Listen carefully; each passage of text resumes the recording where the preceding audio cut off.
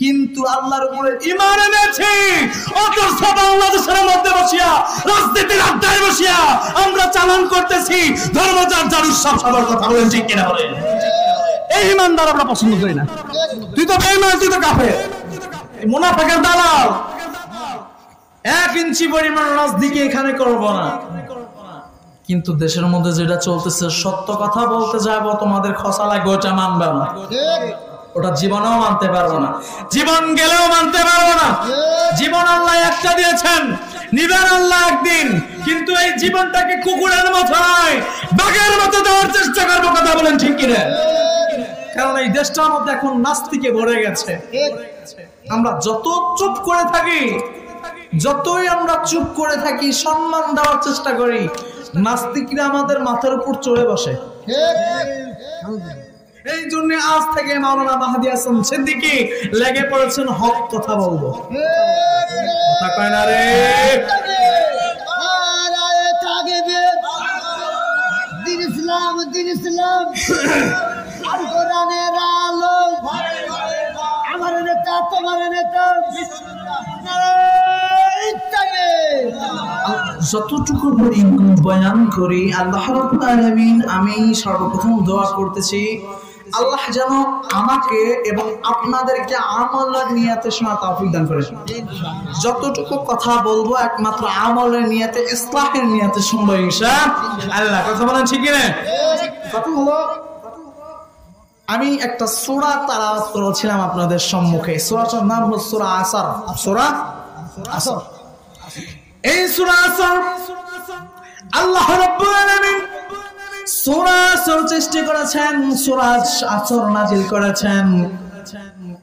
আল্লাহ রাব্বুল আলামিন বলেন, আমি এমন একটা সূরা আমি দিয়েছি, দুনিয়ার মধ্যে যদি অন্য কোন সূরা আমি না দিতাম, শুধু এই আসর সূরাটাই যদি দিতাম, সত্যির কথা, তাহলে এই আসর সূরার উপরে যদি বান্দারা ইবাদত করত, আমল করত, এই একটা সূরাই হেদায়েতের জড়িয়া হয়ে যেত।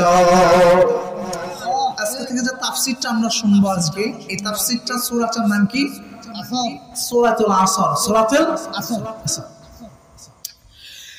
সূরাতুল আসর, এই তাফসীর আমরা শুনবো, কিন্তু এই তাফসীরের মধ্যে যা কিছু শুনবো সব আমলের নিয়তে। কথা বলেন ঠিক কিনা? আমলের নিয়তে শুনতে হবে। যুবক ভাইরা আমার, আল্লাহ রাব্বুল আলামিন আল্লাহর নবী পয়গম্বর সাল্লাল্লাহু আলাইহি সাল্লামকে বললেন, পয়গম্বর ডাক দিয়ে একজন সাহাবীকে ডাক দিয়ে বলতেছেন, আবু যর। কথাগুলো বুঝতেছেন কি? আল্লাহর নবী একজন সাহাবীকে ডাক দিয়ে বলতেছেন, আবু যর, হে আবু যর, শোনো শোনো, একটা কথা তোমাকে বলি।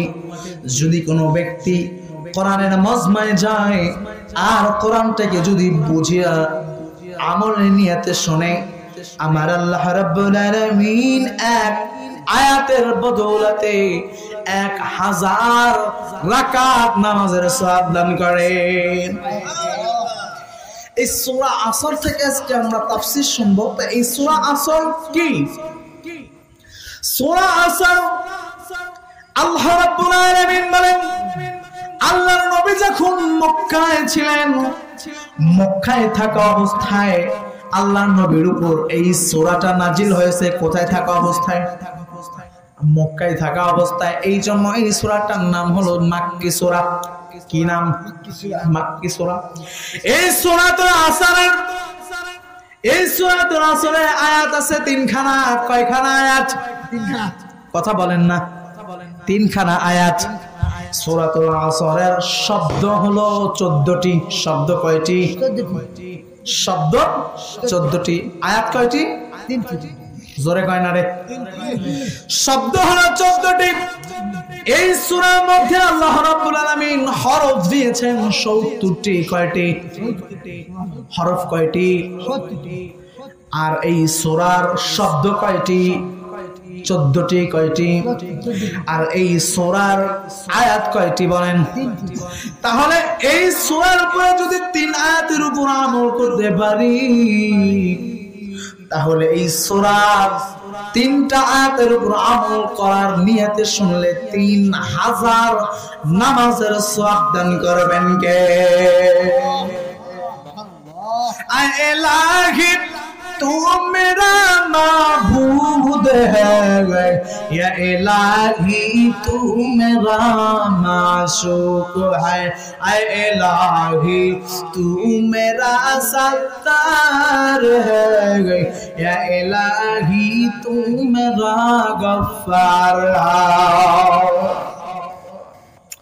সূরাতুল আসর থেকে আমরা তেলাওয়াত করব। আমরা এই সূরাতুল আসরের তাফসীর শুনে বোঝা করে নিয়ে আমলের জন্য বোঝা বেঁধে নিয়ে যাব ইনশাআল্লাহ। ইনশাআল্লাহ মনে থাকবে তো ইনশাআল্লাহ? ইনশাআল্লাহ আমলের নিয়তে শুনবো তো ইনশাআল্লাহ। এখানে কি হবে? ইনশাআল্লাহ এই বাচ্চারা বাজি ফোড়ায় নাকি? এদের কি আওয়াজ যায় না? এখানে কোরআনের যে একটা তাফসীর চলতেছে এদের আওয়াজ যায় না? এদের বেয়াদব নাকি? বেদব আল্লাহ বাজি ফোটাইতেছে, কত বড় হারামি!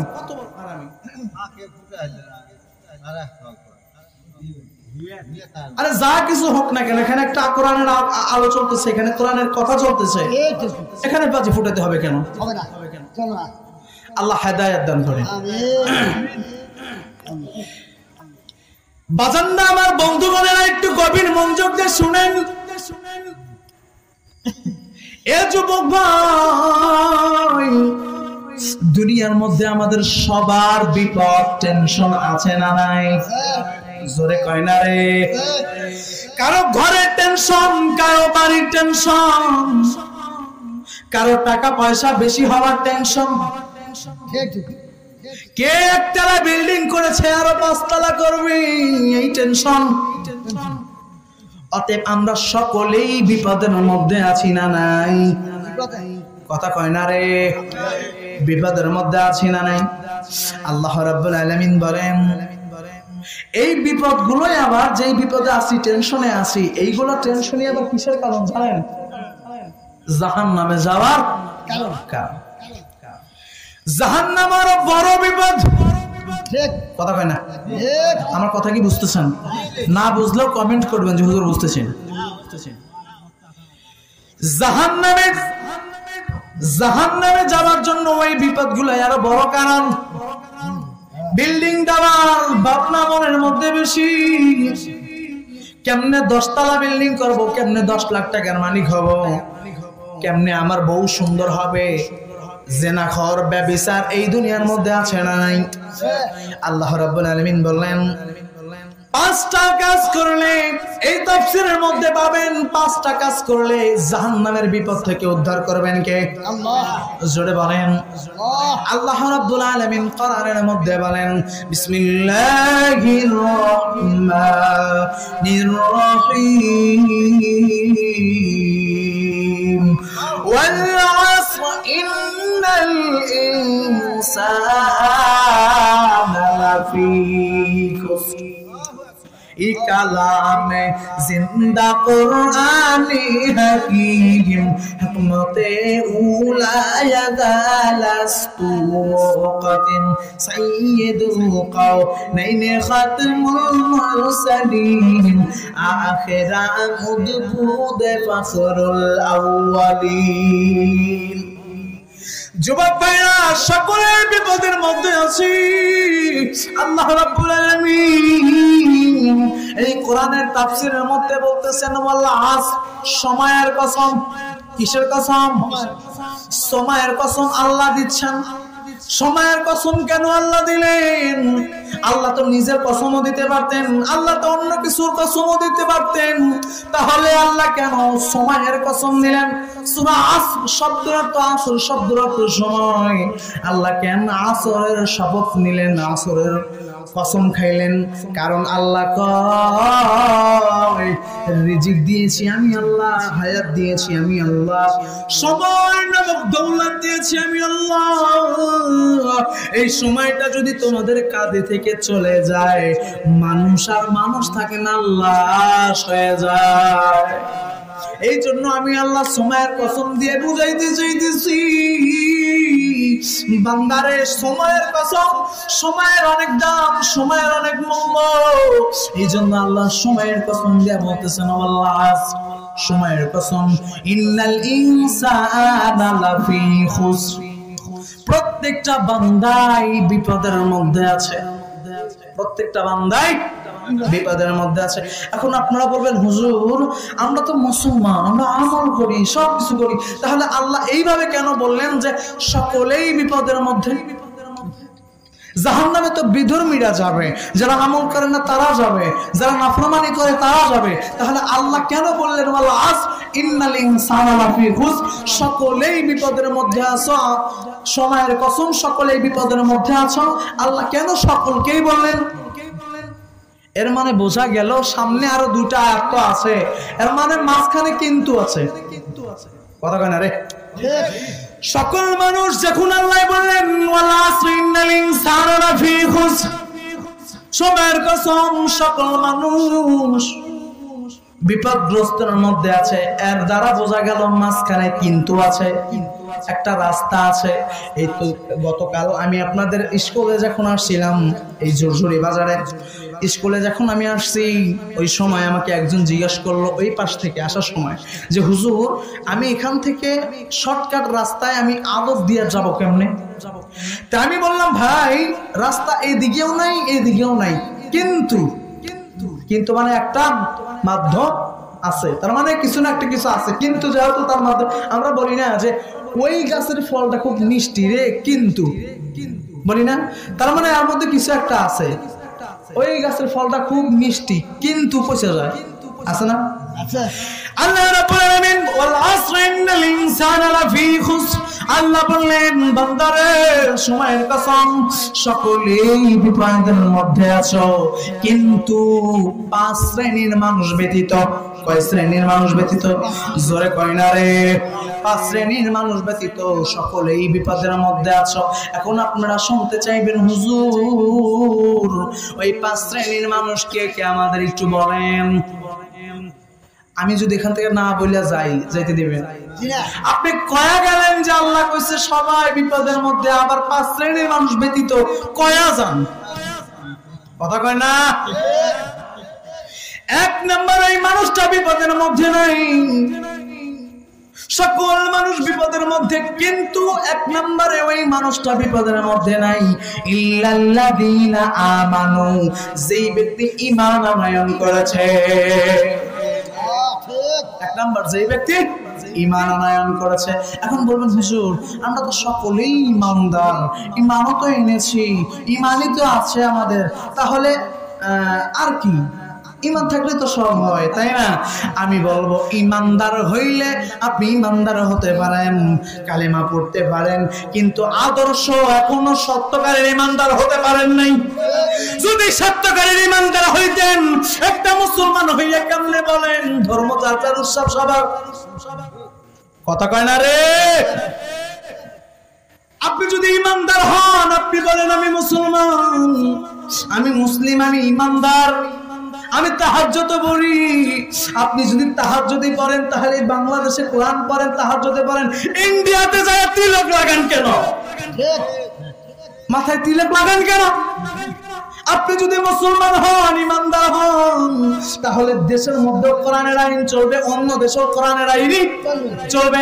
আর আপনি একজন বড় পদে দাঁড়াইয়া, বড় একজন প্রেসিডেন্ট হইয়া, বাংলার জমিনের একজন হইয়া, আপনি এই জায়গায় দাঁড়াইয়া বাংলাদেশে বলতেছেন আমি তাহাজ্জুদ করি, আমি ঈমানদার, আর ইন্ডিয়াতে যাইয়া দাদা বাবুদের দালালি করেন।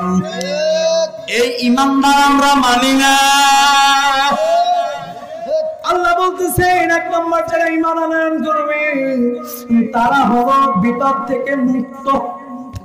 ওই যে বলছে না যে তোমরা সকলেই বিপদগ্রস্তের মধ্যে আছো, তবে 5 শ্রেণীর মানুষ ব্যতীত। যে 1 নম্বর যারা ঈমান এনেছে তারা ব্যতীত সবাই বিপদের মধ্যে। 1 নম্বর যারা ঈমান আনয়ন করেছে তারা বিপদের মধ্যে নাই। যুবক ভাইরা, তাহলে ঈমান আমরা এনেছি, কিন্তু কোন ঈমান আমাদের দরকার এটা জানার দরকার আছে না নাই? আমরা মুসলমান হওয়ার সময় দেখি হুজুরেরা মুসলমান বানানোর সময় হিন্দুদেরকে পড়ায়, আমানতু বিল্লাহি ওয়া মালাইকাতিহি ওয়া কুতুবিহি ওয়া রুসুলিহি ওয়াল ইয়াউমিল আখির। পড়ায় কিনা? পড়ায় ঠিকই, তাইলে কি মুসলমান হয়ে গেলাম?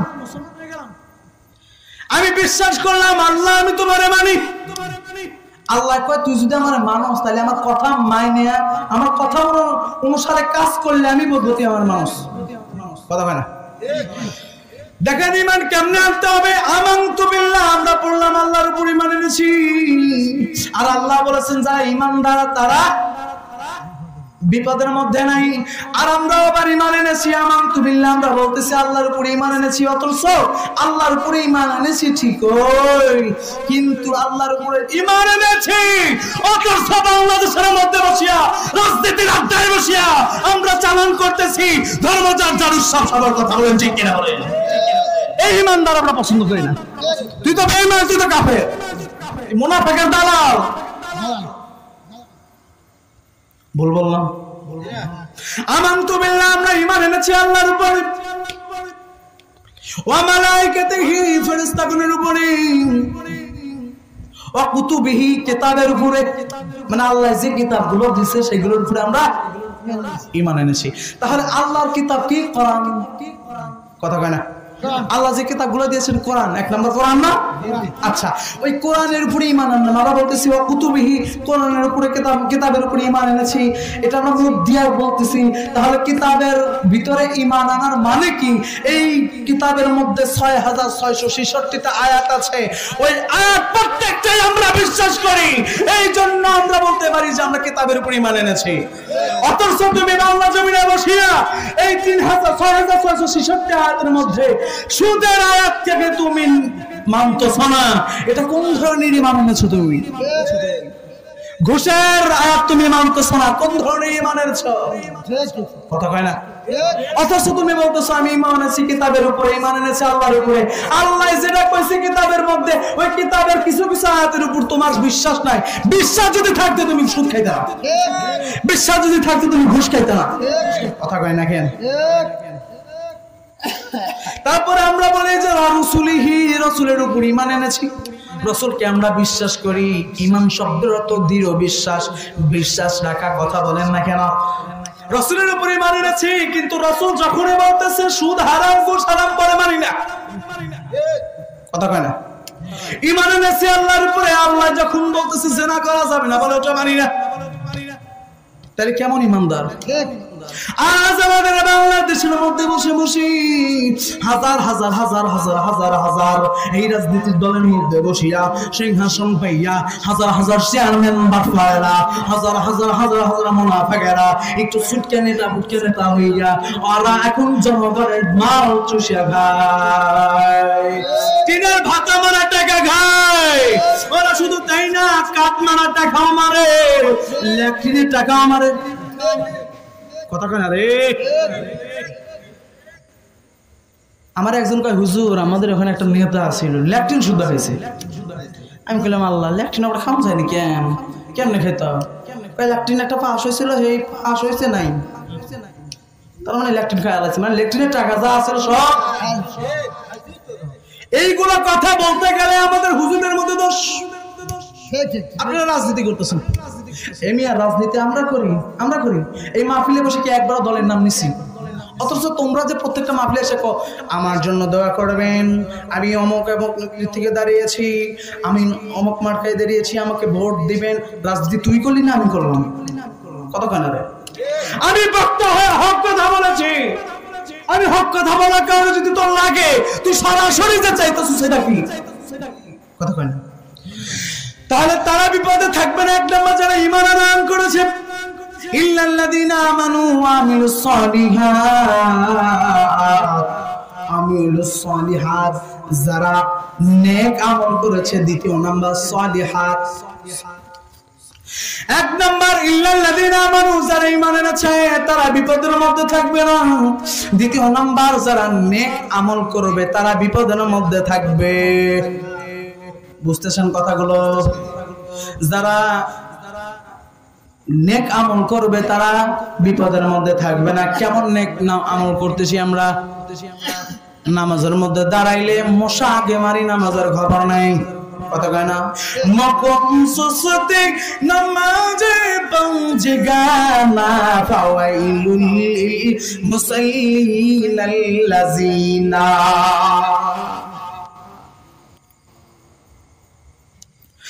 এ যুবক বন্ধুরা 5টা কাজ করলে ইমানদাররা, 1 নাম্বার ইমানদার বিপদে থাকবে না, 2 নাম্বার যারা নেক আমল করবে তারা বিপদের মধ্যে থাকবে না। নেক আমল অর্থ হলো যেটা করব আল্লাহকে দেখানোর জন্যই করব, একমাত্র আল্লাহর জন্যই করব। কথা বলেন ঠিক কিনা বলেন? আল্লাহ ছাড়া অন্য কাউকে মানি না। যদি আমার মাথার উপরে পিস্তল রাখো আল্লাহ ছাড়া কাউকে মানি না। কথা কয় না রে? 2 নাম্বার যারা নেক আমল করবে তারা কখনো বিপদে থাকবে না।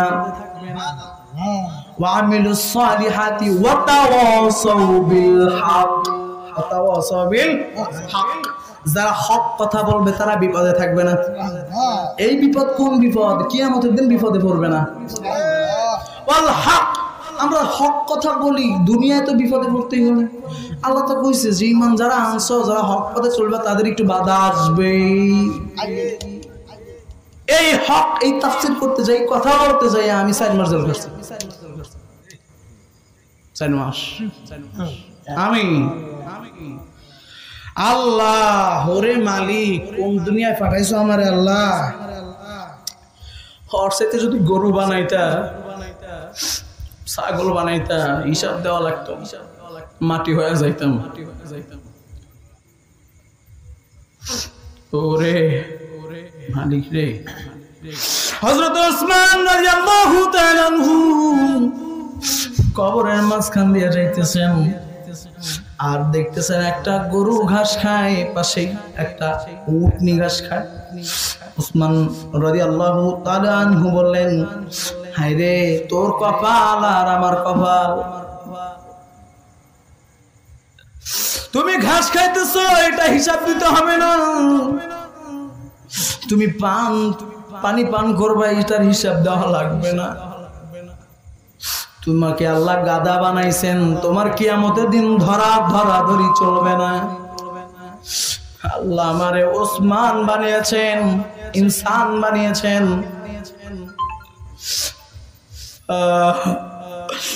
আবার ধরা দেওয়া লাগবে। আল্লাহর কাঠগড়ায় আমারে উঠতে হবে। আর কিভাবে মনে হয় আল্লাহ ধরবে জানি না, আমি ওসমান ছাড় পাবো কিনা।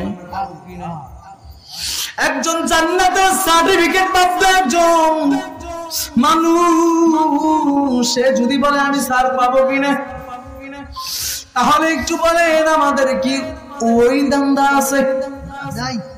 হায় রে কেমনে থাকবো কবরে যদি একবার ধরা পড়েই যায়, যে পরিমাণ গুনাহ করি। হক কথা বললেই দোষ, মনে আছে?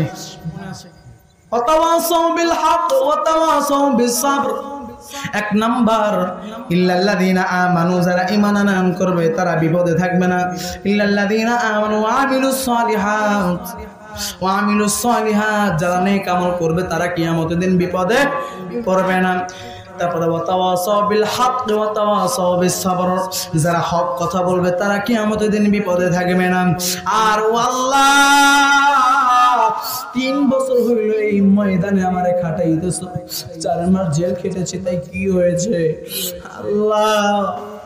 আল্লাহ সারা দুনিয়াতে যেন আমি আমার ইসলামের বাণীগুলো শোনাইতে পারি, আমি হক কথা যেন বলেই মরতে পারি।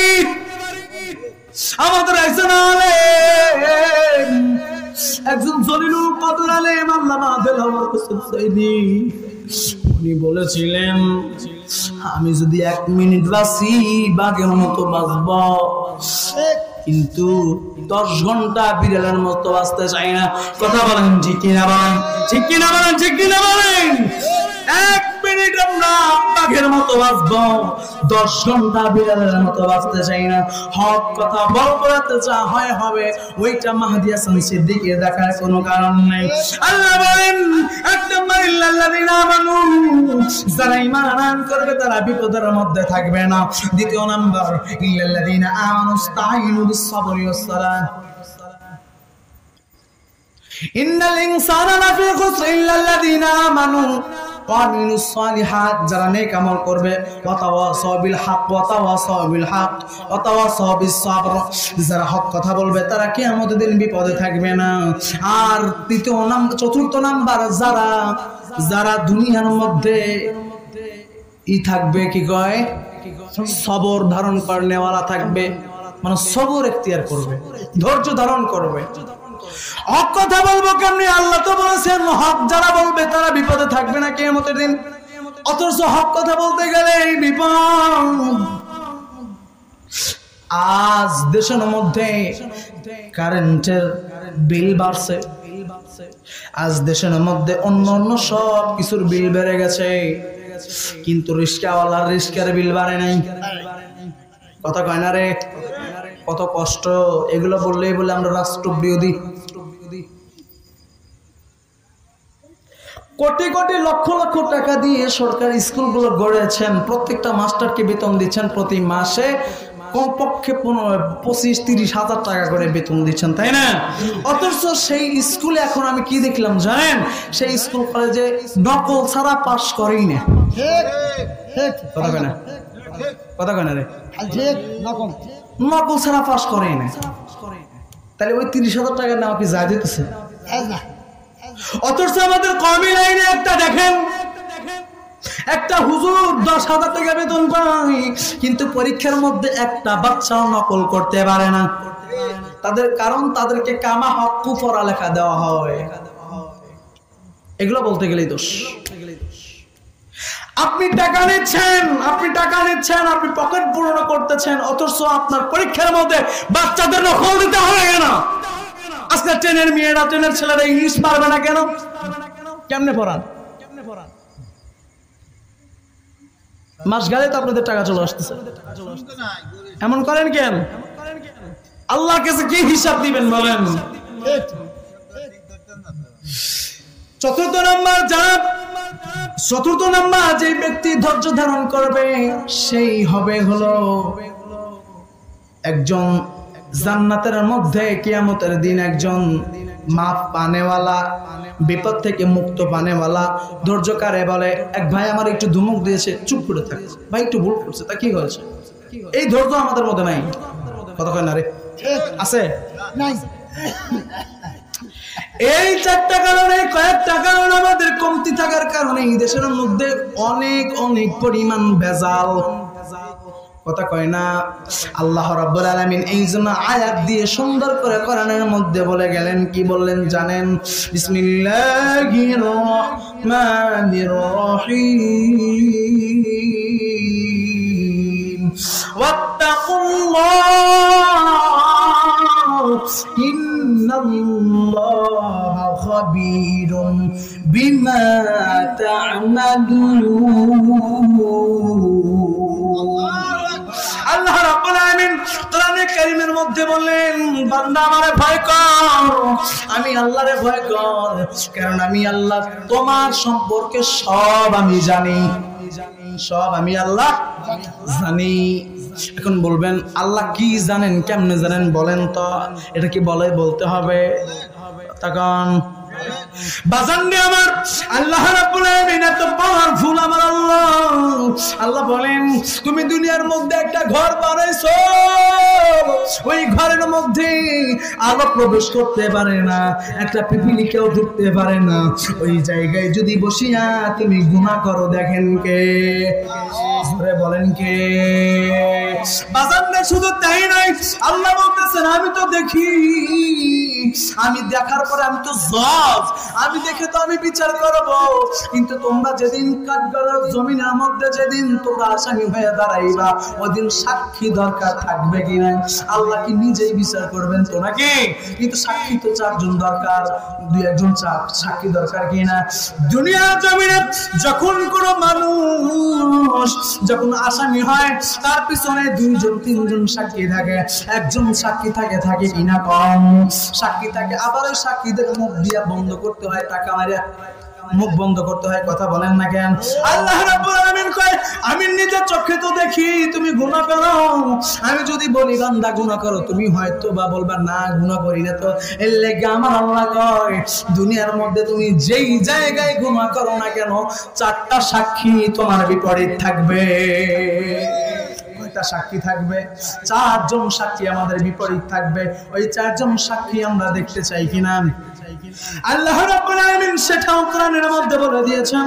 আল্লাহ রাব্বুল আলামিন বলেন ইয়াউমা ইযিন তুহাদ্দিসু আখবারাহা। বান্দারে তুমি যতই গুনাহ করো না কেন, তোমার এক নাম্বার সাক্ষী থাকবে জমিন। এই জমিনের মধ্যে বসিয়া আমরা সুদের টাকা লেনদেন করি, জমিন আমারে গ্রাস করে না। কারণ কি জানেন? আল্লাহ বলেছে আজ নয় কিয়ামতের দিন তুই সাক্ষী দিবি। দুনিয়ার দিন আমি বান্দার পায়ের নিচে রশি লাগায়া ছেড়ে দিয়েছি, ঘুড়ির মতো উড়াই দিয়েছি, বান্দা ঘুরবে। কিন্তু আমি টান দেওয়ার সঙ্গে সঙ্গে আমার কাছে আসবে, ওই দিনই হবে খেলা। আল্লাহ কয় তুমি যেখানে গুনাহ করো না কেন, আমি আল্লাহ তোমার পিছনে চারজন সাক্ষী রেখে দিয়েছি। এক নাম্বার ইয়াউমা ইযিন তুহাদ্দিসু আখবারাহা, এক নাম্বার তোমার পিছনে সাক্ষী থাকবে জমিন। কি থাকবে? এই জমিনের মধ্যে বসিয়া কত মানুষের অন্যায় করেছি, জমিন দেখতেছে, মনে করতেছেন কেউ দেখে না, জমিন সাক্ষী হয়ে আছে। এই জমিনের মধ্যে বসে কত জাল দলিল বানাইয়া গরিবের কাছে 13 বার বিক্রি করতেছেন, মনে করতেছেন কেউ দেখে না, কেউ বোঝে না। জমিন আপনার বিপক্ষে সাক্ষী হয়ে দাঁড়াইবে। যেই দিন কিয়ামতের দিন আল্লাহ রাব্বুল আলামিন তোমাকে জিজ্ঞাসা করবে, এ বান্দা তুই মানুষের হক মেরে খেয়েছো, মানুষের হক তুমি মেরে খেয়েছো, মানুষের টাকা পয়সা মেরে খেয়েছো। বান্দা বলবে না না না, আমি তো এসব কিছু করি নাই। ওই সময় জমিন বলবে আল্লাহ এই বান্দা বড় নাফরমান। ওই সময় সাক্ষী দিবেন জমিন সাক্ষী দিবেন আল্লাহ আমার উপরে থাকে এই নাফরমান এত নাফরমানি করেছে, আমি সাক্ষী দিচ্ছি এই নাফরমানকে ছাড়া যাবে না। আপনি এই নাফরমানকে তাড়াতাড়ি করিয়া আপনি শাস্তির ব্যবস্থা করে দেন। এক নাম্বার হবে জমিন, আমাদের বিপক্ষে সাক্ষী দিবে। এক নাম্বার কে? জমিন। দ্বিতীয় নাম্বার সাক্ষী আমাদেরকে দিবেন, দ্বিতীয় নাম্বার আমাদের বিপক্ষে সাক্ষী যিনি আসবে ওটাও আল্লাহ রাব্বুল আলামিন কোরআনের মধ্যে বললেন বিসমিল্লাহির রহমানির রহিম। আল্লাহ রাব্বুল আলামিন বলেন দ্বিতীয় নাম্বার সাক্ষী থাকবে হলো اليوم نختم على أفواههم وتكلمنا أيديهم وتشهد أرجلهم بما كانوا يكسبون। প্রথম নাম্বার তোমার বিপক্ষে সাক্ষী দিবে জমিন, দ্বিতীয় নাম্বার তোমার বিপক্ষে সাক্ষী দিবে তার নাম কি বলেন তো? জানেন কি? তার নাম হলো অঙ্গ প্রত্যঙ্গ। কি? অঙ্গ প্রত্যঙ্গ। আল্লাহ রাব্বুল আলামিন বলেন যেই দিন আমি বান্দাকে বলবো তুমি খুব বড় বেঈমানি আমার সাথে করেছো, আমার সাথে বেঈমানি করেছো, অতএব তোমাকে ছাড় দেওয়া হবে না। বান্দা বলবেন না আল্লাহ আমি তো বেঈমানি করি নাই। ওই সময় আল্লাহ রাব্বুল আলামিন বান্দার এই মুখটাকে আগুনের সুতা দ্বারা সেলাই করে দিবে। আরে হাত অঙ্গ প্রত্যঙ্গ বান্দার বিপক্ষে সাক্ষী দিবে। আল-ইয়াওমা নাখতিমু আলা আফওয়াহিহিম ওয়া তুকাল্লিমুনা আইদিহিম ওয়া তাশহাদু আরজুলুহুম বিমা কানু ইয়াকসিবুন। আয় বেরাদার দূর شزیه عرباد یا عرباد باد تربواد از معرباد تن حاتورا برزازنات آکه ایما آمامات مت زمان এরা বন্ধু যুবক ভাইরা আমার অঙ্গ প্রত্যঙ্গ সাক্ষী দেবে যে অঙ্গকে যে হাতটাকে এত সুন্দর দামি দামি সাবান লাগাইলাম এত বড় বড় মাছ খাওয়াইয়া গোস খাওয়াইয়া মোটা তাজা করলাম এই হাত একটু কাইটে গেলে কত দৌড়াদৌড়ি করি কত আদর করি আর ডাক্তারের কাছে যা বান্ডিশ করি এই পায়ে একটু ব্যথা পাইলে কত কষ্ট করিয়া এতে কত কষ্ট করিয়া আমরা হাঁটিয়া যাইয়া আদর করিয়া বান্ডিশ লাগাইয়া দেয় এই চক্ষুর মধ্যে সমস্যা হইলে লাখ লাখ টাকা ভরাইয়া এই চক্ষুটাকে ভালো করার চেষ্টা করি ওরে দয়াল ওই দিন নাকি আমার হাত আমার বিপক্ষে সাক্ষী দিবে এই হাতে নাকি আমার বিপক্ষে সাক্ষী দিবে এই চোখই নাকি আমার বিপক্ষে সাক্ষী দিবে ডাক দেয়া করবে আল্লাহ ও দরদের মালিক আপনি এই বান্দাকে হাত দিয়েছিলেন ভালো কিছু করার জন্য ধরে ধরে কোরআন পড়বে সুন্দর কাজ করবে কিন্তু এই বান্দা সুন্দর কাজ করে নাই এই বান্দা হাত দিয়ে চুরি করেছে নাফরমানি করেছে এই বান্দার সাথ দেওয়া হবে না পা ডাক দেয়া করবে আল্লাহ ও দয়ার মালিক পা টেনে দিয়েছিলেন ভালো দিকে চলার জন্য কিন্তু এই পা দিয়ে বান্দা ভালো দিকে চলে নাই ভালো দিকে চলে নাই গুনার দিকে দৌড়াইছে আজকে মঙ্গলবারিয়া কিন্তু অনুষ্ঠান হচ্ছে কথা কয় না ওই মঙ্গলবারী অনুষ্ঠানের মধ্যে কত নাফরমানি কাজ চলতেছে এই পা দিয়ে হাঁটিয়া হাঁটিয়া যাচ্ছি কথা কয় না রে এই চোখ দুটো তাকায় দেখতেছে ওই চোখ দুটো তাকায় দেখতেছে নর্তকীদের গান নাচ দেখতেছে ওই চোখ দুটো তোমার বিপক্ষে শাস্তি দিবে বিপক্ষে সাক্ষী দিবে কথা বলেন না কেন আর কি বলবো এই ওয়াজ করে কি লাভ দেশটার মধ্যে আমাদের তাফসীর মাহফিলের জন্য অনুমতি নিতে হয় এই মেলার লেগে কয়টা অনুমতি নিছে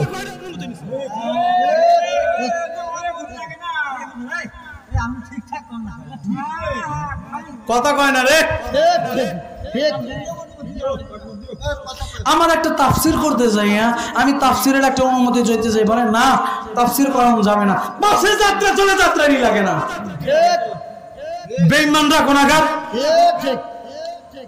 মাহফিলের অনুমতি যদি লাগে কেন লাগবে এই পৃথিবী কার জমিন কার আকাশ কার বাতাস কার সূর্য কার আমি কার তাইলে আমি যদি আল্লাহর দুনিয়ায় যদি গান বাজনা করতে যাই আমাদের থেকে ওর অনুমতি নেওয়া লাগবে কোরআন অনুযায়ী ওদের অনুমতি আমাদের থেকে নেওয়া লাগবে কারণ দুনিয়া আল্লাহ তোগো বাপের না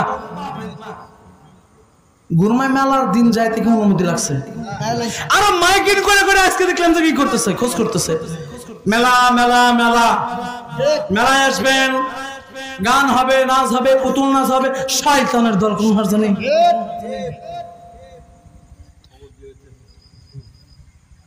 আর আমাদের মাইকিংটা পর্যন্ত করতে দেয় না এই মুনাফিকরা তাফসীর করতে দেয় না ওই দিন আল্লাহ রাব্বুল আলামিন ওদেরকে জবাব দিবেন ওই দিন আল্লাহ রাব্বুল আলামিন ওদের যে হাত পা গুলো দিয়েছিলেন চোখ দিয়েছিলেন মুখ দিয়েছিলেন মাইকিং করো মুখ ব্যাখ্যাই যাও কথা কয় না রে ওই দিন সাক্ষী দিবে আল্লাহ এই চক্ষু দিয়া ভালো জিনিস দেখে নাই খারাপ জিনিস দেখেছে আল্লাহ তুমি ওদের বিচার করো তাহলে দ্বিতীয় নাম্বার অঙ্গ প্রত্যঙ্গ সাক্ষী দিবে কি সাক্ষী দিবে প্রথম নাম্বার জমিন আমাদের বিপক্ষে সাক্ষী দিবে দ্বিতীয় নাম্বার অঙ্গ প্রত্যঙ্গ সাক্ষী দিবে আর তৃতীয় নাম্বার আমাদের সাক্ষী দিবে হলো কিরামান কাতিবিনা ইয়ালামুনা মা তাফআলুন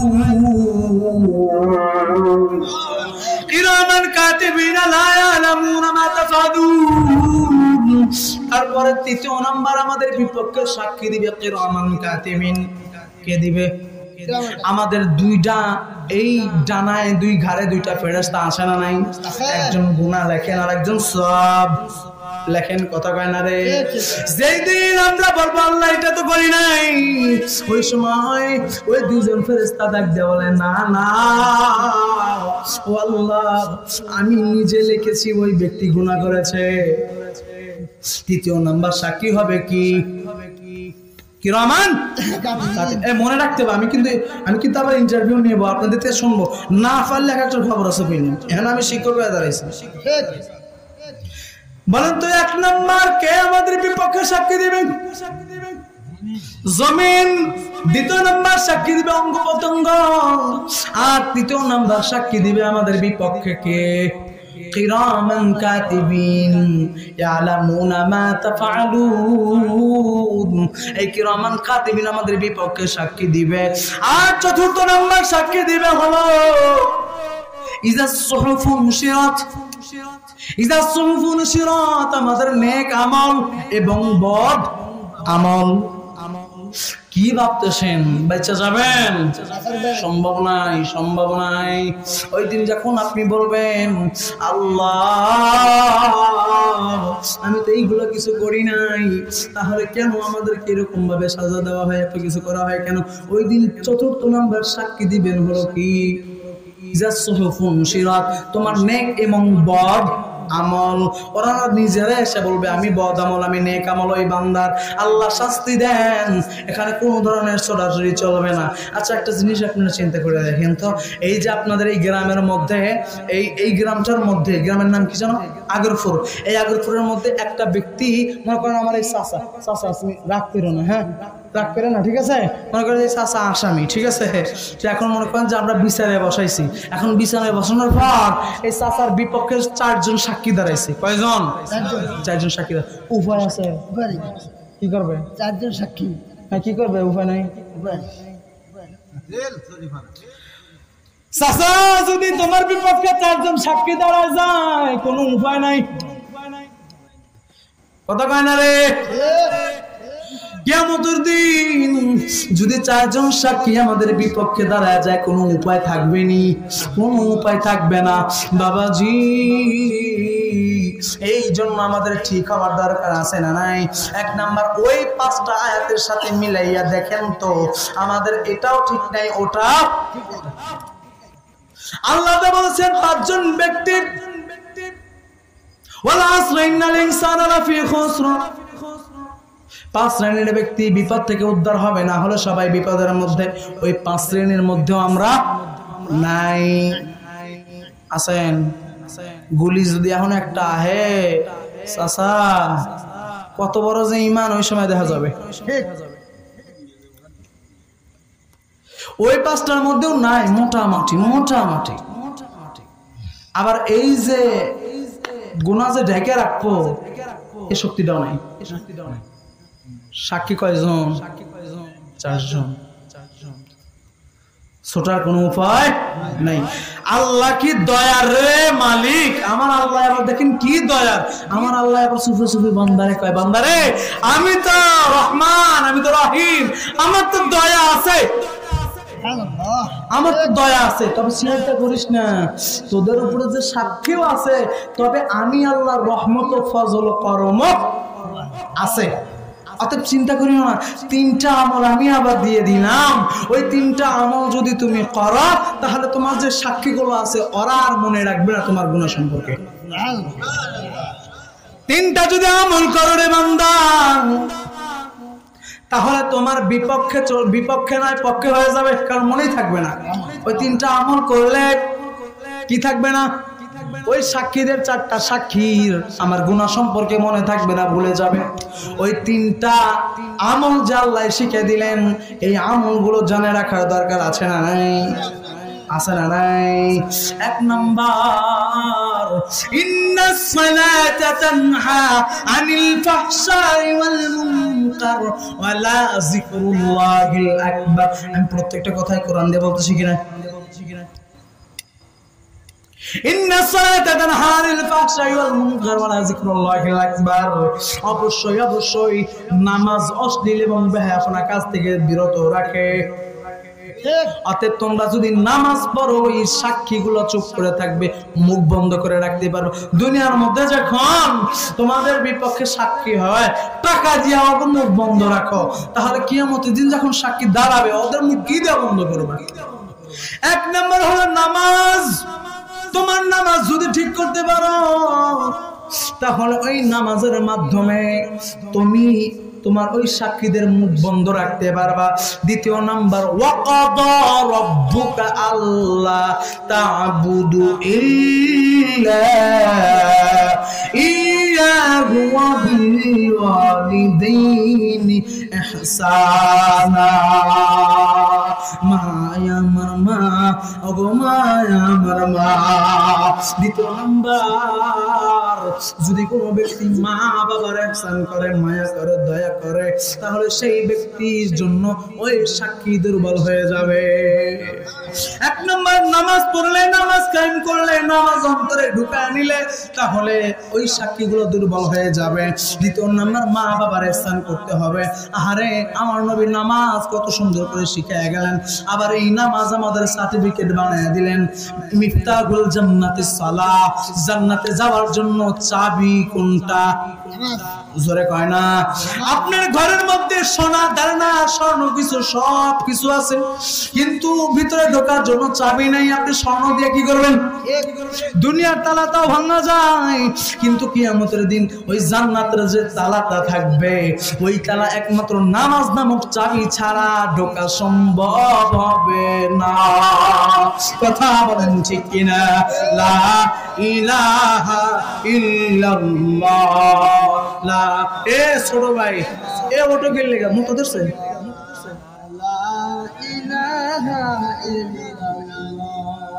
লা ইলাহা ইল্লাল্লাহ, সুবহানাল্লাহ ওয়ালহামদুলিল্লাহ, লা ইলাহা ইল্লাল্লাহ, সুবহানাল্লাহ ওয়ালহামদুলিল্লাহ, লা ইলাহা ইল্লাল্লাহ, লা ইলাহা ইল্লাল্লাহু মুহাম্মাদুর রাসূলুল্লাহ। বাবাজি,